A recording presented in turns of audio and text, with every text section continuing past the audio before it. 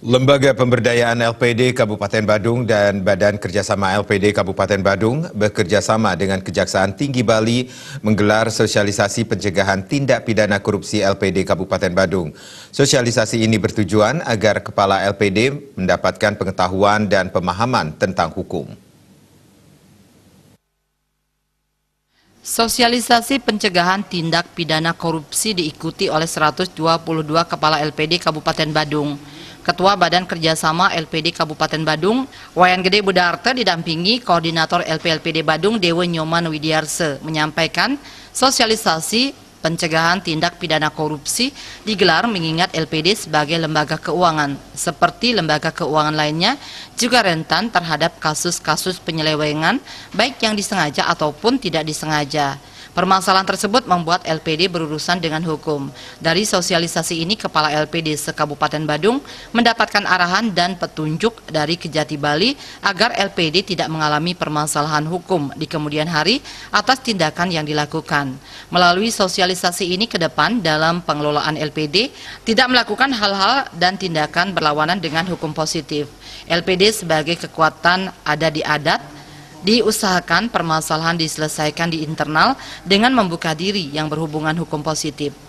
Kasus hukum menimpa LPD disebabkan banyak faktor karena disengaja dan tidak disengaja serta kurangnya pemahaman hukum dari pengelola.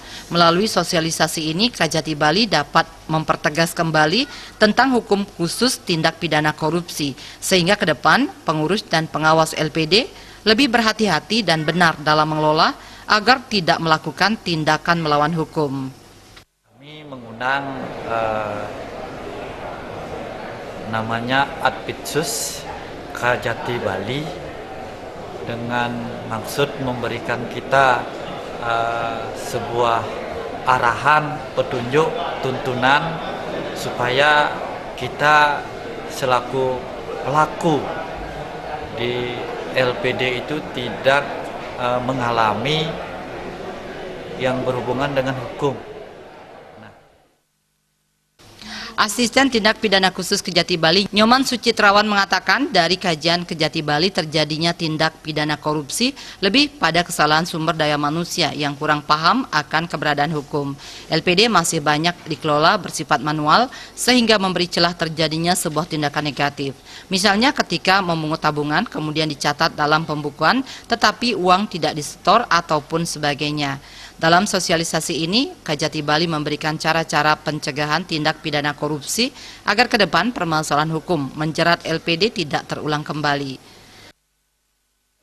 Dalam hal ini, kami dengan jajaran di Kejaksaan Tinggi Bali memberi istilahnya bagaimana cara pencegahannya supaya tidak terulang lagi.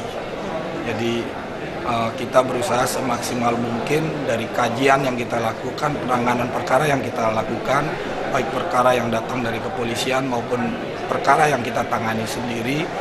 Dari hasil tersebut kita kaji semua apa sih penyebab LPD kena tindak pidana tersebut.